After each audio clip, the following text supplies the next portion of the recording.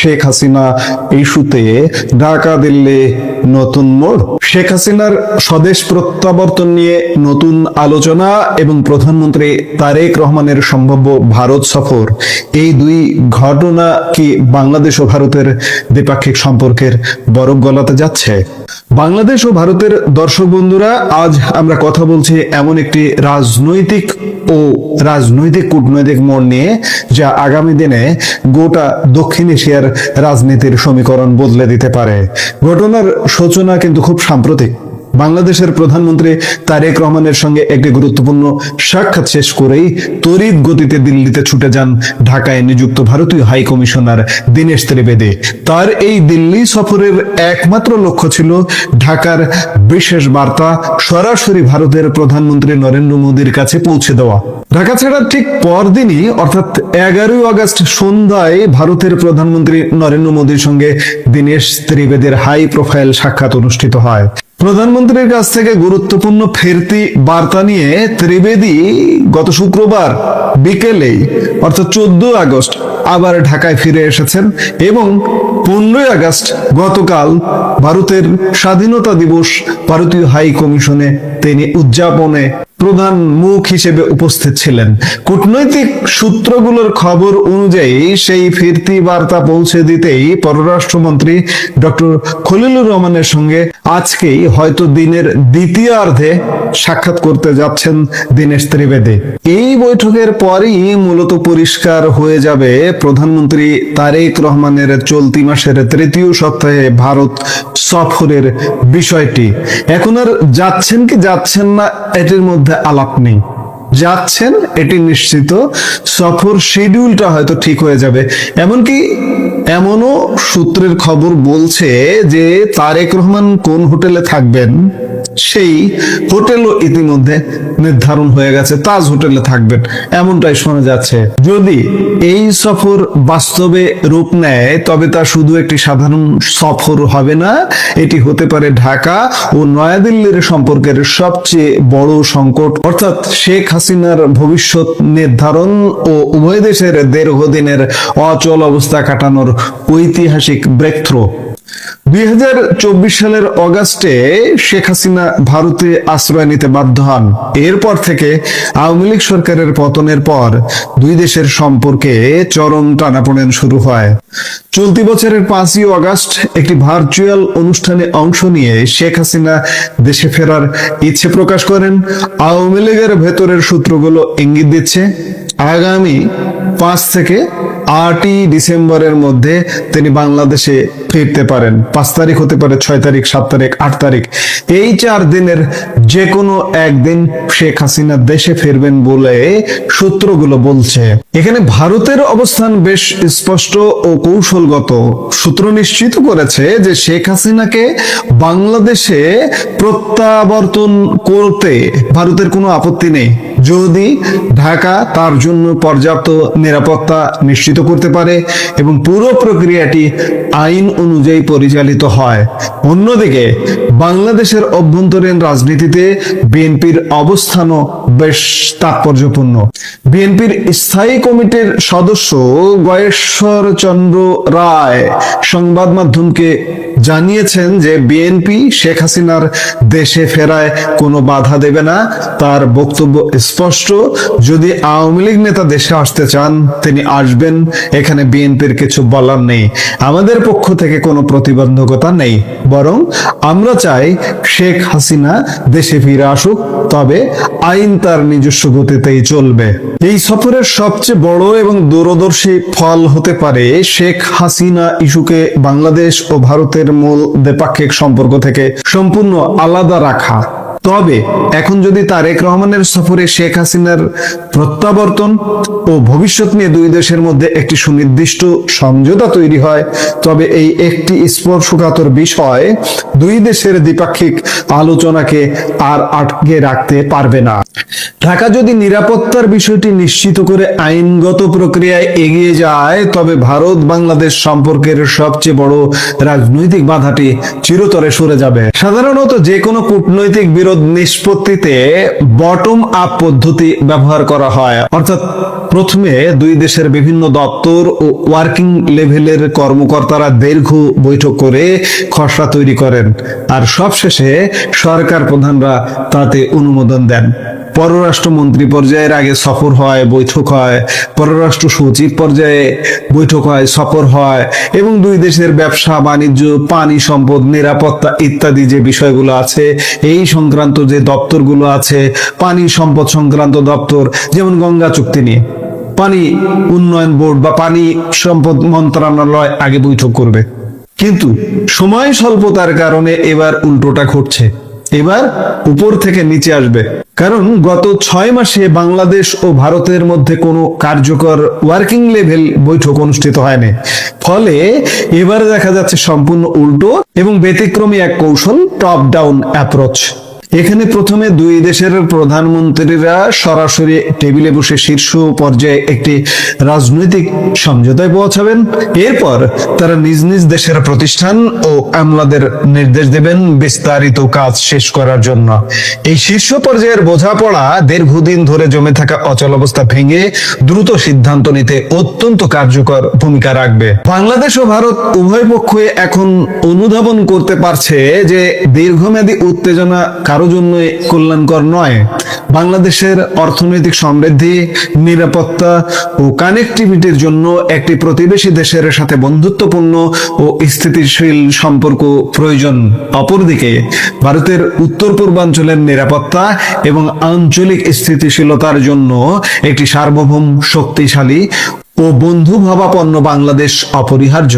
তারেক রহমান ও নরেন্দ্র মোদীর এই সম্ভাব্য বৈঠক কেবল প্রথাগত কূটনৈতিক সফর নয়, বরং এটি হতে পারে অবিশ্বাসের চক্র ভেঙে এক নতুন যুগের সূচনা। 2024-এর তথাকথিত গণ অভ্যুত্থান পরবর্তী রাজনৈতিক বাস্তবতায় আওয়ামী লীগের ভূমিকা কেমন হবে এবং সম্পর্কের দিক নির্দেশনা কোথায় গিয়ে ঠেকবে, তা অনেকাংশেই নির্ভর করছে এই শীর্ষ বৈঠকের ফলাফলের ওপর। বাংলাদেশের বিএনপি সরকার বলতে পারেন যে বাধ্য হলো, মার্কিন যুক্তরাষ্ট্রের চাপে এটি বাধ্য হলো, কারণ এই সরকারটি গড়ে ওঠার পরপর ভারতের সাথে যে সম্পর্ক ভারত যেভাবে এগিয়ে এসেছিল, বিএনপি সরকার যেন তার হাত থেকে বেরিয়ে যাচ্ছে, বারবার বেরিয়ে যাচ্ছে। চীন সফর হয়ে গেল, তুরস্ক পাকিস্তানের নানা রকম এখানে কর্মকাণ্ড ইত্যাদি বেরিয়ে যাচ্ছিল। কিন্তু সার্জিও গোরের বাংলাদেশ সফর পরবর্তী সময় থেকে বিএনপি সরকার বাধ্য হচ্ছে। আপনারা যারা আমাকে নিয়মিত শোনেন, আমি আর একটা কথা বলেছিলাম, তারেক রহমান যখন দেশে আসেন উনি কিংবা দেশে এসছেন এমন সময়, যে তারেক রহমানের বাবা বাংলাদেশে তার নামের সাথে একটা বহুদলীয় গণতন্ত্র, মানে সব রাজনৈতিক দলের উন্মুক্ত, 75 সালে রাজনৈতিক দলের বিলোপ, জাতির বৃহত্তর স্বার্থে বাকশাল গঠন করা হয়েছিল। বাকশাল একটি অসাধারণ কনসেপ্ট এই জাতির উন্নয়নের জন্য, যেটি বাস্তবায়ন করলে বাংলাদেশ আজ ভিন্ন রূপে চলে যেত। কিন্তু বাস্তবায়নের আগে এর রূপকার, এর মহানায়ককে হত্যা করা হয়েছিল। এর পরবর্তী সময়ে জিয়াউর রহমান সব দলের রাজনীতি উন্মুক্ত করে দেয়, আওয়ামী লীগও নতুন করে রাজনীতি শুরু করেছিল। আমি বলেছিলাম তারেক রহমান দেশে আসেননি বা এসছেন এমন একটি সময়, যে তারেক রহমানের সময়ে দেখবেন যে আওয়ামী লীগের রাজনীতি উন্মুক্ত হচ্ছে এবং সেটি হতে যাচ্ছে। এখন বাকিটা কি হচ্ছে আমরা নিশ্চয়ই দেখবার জন্য অধীর আগ্রহে অপেক্ষায় আছি। বাংলাদেশের ভেতরে রেকর্ড পরিমাণ গ্যাস আর বিদ্যুৎ সংকট, একের পর এক বন্ধ হয়ে যাচ্ছে ভারী শিল্প কারখানা, কাজ হারাচ্ছেন লাখো মানুষ। আর এই জ্বলন্ত সমস্যার তাৎক্ষণিক সমাধান যখন খোদ বিএনপি সরকারের জানা নেই, তখন পর্দার আড়ালে কূটনৈতিক ক্ষেত্রে বড় সমস্যাটির সমাধানের দিকে নজর দিচ্ছে তারা। বহুল আলোচিত ব্রিক্স সম্মেলন এড়িয়ে সম্পূর্ণ দ্বিপাক্ষিক সফরে দিল্লি যাচ্ছেন বাংলাদেশের প্রধানমন্ত্রী তারেক রহমান। দ্বিপাক্ষিক সফর বলেই সেটি হতে যাচ্ছে ব্রিক্স সম্মেলনের আগে। আগস্টের তৃতীয় সপ্তাহের একেবারে শেষে অথবা শেষ সপ্তাহের শুরুর দিকে তারেক রহমান দিল্লি সফরে যাচ্ছেন, এটা ঢাকা ও দিল্লির কূটনৈতিক একাধিক সূত্রে নিশ্চিত হওয়া গেছে। প্রশ্ন হলো, কেন ব্রিক্সের মতো একটি বহুপাক্ষিক সম্মেলন, যেখানে বিশ্বের অনেক পরাশক্তির শীর্ষ নেতাদের সাথে বৈঠকের সুযোগ ছিল, সেটিকে পাশ কাটিয়ে ভারতে দ্বিপাক্ষিক সফরে যেতে চান তারেক রহমান? কূটনৈতিক সূত্রগুলো বলছে, সম্প্রতি প্রতিবেশী দেশ দুটি যে ইস্যুটির কারণে চরমভাবে ব্যাক চ্যানেল ডিপ্লোমেসির চর্চা করছে, সেই ইস্যুটির কারণেই দুই দেশের শীর্ষ নেতার বৈঠক জরুরি হয়ে পড়েছে। আর এই পুরো বিষয়টাতে থার্ড পার্টি মিডিয়েশন হিসেবে ভূমিকা রাখছে কয়েকটি শক্তিশালী দেশ। বিস্তারিত জানতে চলুন যাওয়া যাক বিশ্লেষণ। ক্ষমতা হারানোর 2 বছরের মাথায় গত 5ই আগস্ট বাংলাদেশের সাবেক প্রধানমন্ত্রী শেখ হাসিনা প্রথমবারের মতো ভার্চুয়াল সংবাদ সম্মেলনে অডিও বক্তব্য এবং সাংবাদিকদের প্রশ্নের জবাব দিয়ে হইচই ফেলে দিয়েছিলেন। তার বক্তব্য থামাতে প্রথমে ভারত সরকারকে অনুরোধ করেও কোনো ফল পায়নি বাংলাদেশ সরকার। পরে সমালোচনা সত্ত্বেও বাংলাদেশের গণমাধ্যমে শেখ হাসিনার ওই অনুষ্ঠানের খবর প্রচারে নিষেধাজ্ঞা দিয়েছিল।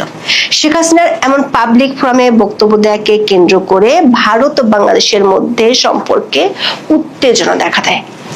এর আগে বিমস্টেকের সভাপতি হিসেবে তারেক রহমানকে সেপ্টেম্বরের 12 থেকে 13 তারিখ দিল্লিতে অনুষ্ঠেয় ব্রিক্স সম্মেলনে যোগ দিতে আমন্ত্রণ জানিয়েছিলেন ভারতের প্রধানমন্ত্রী নরেন্দ্র মোদী। কিন্তু দিল্লিতে সংবাদ সম্মেলনে শেখ হাসিনার বক্তব্য দেওয়াকে কেন্দ্র করে সামনে আসা উত্তেজনার প্রেক্ষিতে তারেক রহমান ওই সম্মেলনে যোগ দিবেন কিনা এবং আদৌ তিনি ভারত সফরে যাবেন কিনা তা নিয়ে অনিশ্চয়তা দেখা দেয়।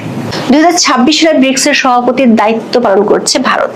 বাংলাদেশ ব্রিক্সের সদস্য দেশ নয়, তবে ব্রিক্সের নিয়ম অনুযায়ী বিভিন্ন আঞ্চলিক জোটের নেতাদের সম্মেলনের আউটরিচ অধিবেশনে আমন্ত্রণ জানানো হয়। এই আঞ্চলিক জোট হচ্ছে বিমস্টেক বা বে of Bengal initiative for multi sectoral technical and economic cooperation.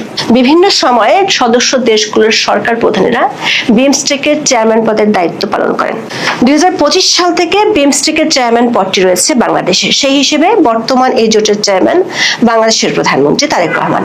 গত জুলাইয়ে ঢাকায় ভারতীয় হাইকমিশনের মাধ্যমে বাংলাদেশের পররাষ্ট্র মন্ত্রণালয় একটি কূটনৈতিক পত্র পাঠিয়ে বাংলাদেশের প্রধানমন্ত্রীকে ব্রিক্সের আউটরিচ অধিবেশনে অংশ নেওয়ার জন্য আমন্ত্রণ জানায় ভারত। এরপর গত প্রায় 1 মাস ধরে আলোচনা চলছে ওই সম্মেলনে অংশ নিতে ভারত সফরে বাংলাদেশের প্রধানমন্ত্রী তারেক রহমান যাবেন কিনা। বুধবার পর্যন্ত এই সম্মেলনে তারেক রহমানের যোগ দেওয়ার বিষয়ে কোনো সিদ্ধান্ত হয়নি বলে বিবিসি বাংলাকে জানিয়েছেন পররাষ্ট্র মন্ত্রণালয়ের মুখপাত্র শহীদুল করিম। বৃহস্পতিবার দিল্লি ও ঢাকার একাধিক কূটনৈতিক সূত্রে জানা গেছে, তারেক রহমান ব্রিক্সের সম্মেলনে যাচ্ছেন না, বরং সেখানে তিনি প্রতিনিধি পাঠাবেন। তবে ব্রিক্স সম্মেলনের আগে তারেক রহমান দিল্লি যাচ্ছেন। ঢাকা ও দিল্লির কূটনৈতিক সূত্রগুলো বলছে, বাংলাদেশের জন্য এই মুহূর্তে ডিসেম্বরে মেয়াদ উত্তীর্ণ হতে যাওয়া গঙ্গা পানি বন্টন চুক্তি, তিস্তা প্রকল্প আর ভারত থেকে আরো বেশি পরিমাণে ডিজেল আনার ইস্যুগুলো গুরুত্বপূর্ণ। তবে দুই পক্ষের জন্য শেখ হাসিনার দেশে ফেরার ইস্যুটি অন্য সব ইস্যু নিয়ে আলোচনাকে ছাপিয়ে যাচ্ছে। বিষয়টিকে কূটনীতিকরা বলছেন ব্যাক চ্যানেল ডিপ্লোমেসি ইস্যু, যেটি নিয়ে প্রকাশ্যে কোনো পক্ষই খুব বেশি কিছু কিংবা নির্ধারিত বক্তব্যের বাইরে কিছু বলতে পারেন না। শেখ হাসিনার দেশে ফেরার বিষয়ে চূড়ান্ত সিদ্ধান্ত নিতেই দুই দেশের শীর্ষ পর্যায়ে বৈঠক হওয়া জরুরি বলে মনে করছেন সংশ্লিষ্টরা। ঢাকার একজন কূটনীতিক বলছেন, 24-এর 5ই আগস্টের পর ভারত বাংলাদেশের সম্পর্কে যে অবনতি হয়েছিল, বিএনপি ক্ষমতা আসার পর তা অনেকখানি ঠিক হয়। যেমন ইউনূসের আমলে বাংলাদেশিদের জন্য ভিসা বন্ধ থাকলেও বিএনপি আমলে তা আবার চালু হয়। আবার গত মার্চ-এপ্রিলে ইরান যুদ্ধ চলাকালে জ্বালানি ক্রাইসিসের সময় ভারত 30,000 টন ডিজেল দিয়ে বাংলাদেশকে সাহায্য করেছিল। পাশাপাশি ভারত ও বাংলাদেশের বাণিজ্যিক সম্পর্ক বেশ সচল আছে। তাহলে এই মুহূর্তে দুই দেশের সম্পর্কের মধ্যে উত্তেজনা কি নিয়ে? এর পেছনে আছে শেখ হাসিনার দেশে ফেরা এবং তার সঙ্গে আছে বাংলাদেশের রাজনীতিতে অন্তর্ভুক্তিমূলক রাজনীতি ফিরিয়ে আনা, যেটি এই মুহূর্তে শুধু ভারতের নয়, বেশ কয়েকটি শক্তিশালী দেশেরও মাথা ব্যথা। সূত্রগুলো বলছে, এই ইস্যুতে শুধু ভারত ও বাংলাদেশই নয়, ভূরাজনৈতিক ক্ষেত্রে শক্তিশালী আরো কয়েকটি পক্ষ জড়িত আছে। কূটনৈতিক ভাষায় বিষয়টিকে বলা হয় থার্ড পার্টি মিডিয়েশন। ঢাকার একজন কূটনীতিক বলছেন, ভারতে নিযুক্ত মার্কিন রাষ্ট্রদূত ও ট্রাম্পের ঘনিষ্ঠ বন্ধু সার্জিও গোরের বাংলাদেশ সফর, এই সফর এসে ভারতের হাই কমিশনারের সাথে তার বৈঠক এবং এরপর শেখ হাসিনার দেশে ফেরা ইস্যুটি এতটা আলোচনায় আসা এই থার্ড পার্টি মিডিয়েশনের বিষয়টির দিকে ইঙ্গিত দেয়। ওই কূটনৈতিক মনে করেন শেখ হাসিনার দেশে ফেরা ইস্যুটি এখন ভারত ও বাংলাদেশের জন্য সবচেয়ে ক্রিটিক্যাল ইস্যু হয়ে যাওয়ার জটটি খুলছে ওই পরাশক্তিগুলো। বাংলাদেশের সাবেক প্রধানমন্ত্রীকে দিল্লিতে সংবাদ সম্মেলনে অংশ নিতে দেওয়ার মাধ্যমে ভারত সরকার বাংলাদেশি সরকারকে বার্তা দিয়েছে দুই দেশের মধ্যকার আলোচনা শেখ হাসিনা ইস্যু শুরু না করে হওয়ার আশা ক্ষীণ। কিন্তু বাংলাদেশের অভ্যন্তরীণ রাজনৈতিক প্রেক্ষাপট ও পরিস্থিতির কারণে বিষয়টি নিয়ে দুপক্ষ থেকে আনুষ্ঠানিকভাবে কিছু বলা সম্ভব নয়। নয়াদিল্লিতে বাংলাদেশ হাই কমিশনের দায়িত্ব পালন করছেন এমন একজন সাবেক কূটনৈতিক বলছেন, যখন কোনো জটিল ও স্পর্শকাতর ইস্যু নিয়ে দুই দেশের আনুষ্ঠানিক সম্পর্কের বাইরে বা অপ্রকাশ্য চ্যানেলে, যেমন গোয়েন্দা সংস্থা, বিশেষ দূত বা বিশ্বস্ত মধ্যস্থতাকারীদের মাধ্যমে সংবেদনশীল বিষয়ে আলোচনা চালায়, সেটি হলো ব্যাক চ্যানেল কূটনীতি।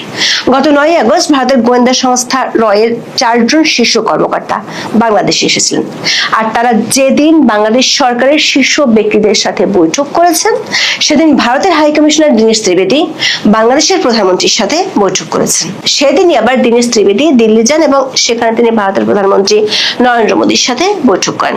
আবার একই সময় পরপর 2 দিন ভারতের জাতীয় নিরাপত্তা উপদেষ্টা অজিত দোভালের সাথে বৈঠক করেছেন ভারতে নিযুক্ত মার্কিন রাষ্ট্রদূত ও ট্রাম্পের ঘনিষ্ঠ বন্ধু সার্জিও গোর। দিল্লির একটি সূত্র বলছে, দীনেশ ত্রিবেদীর সাথে অজিত দোভালেরও বৈঠক হয়েছে, তবে সে বৈঠকটি সার্জিও গোরের সাথে দোভালের বৈঠকের আগে নাকি পরে হয়েছে সেটি নিশ্চিত হওয়া যায়নি।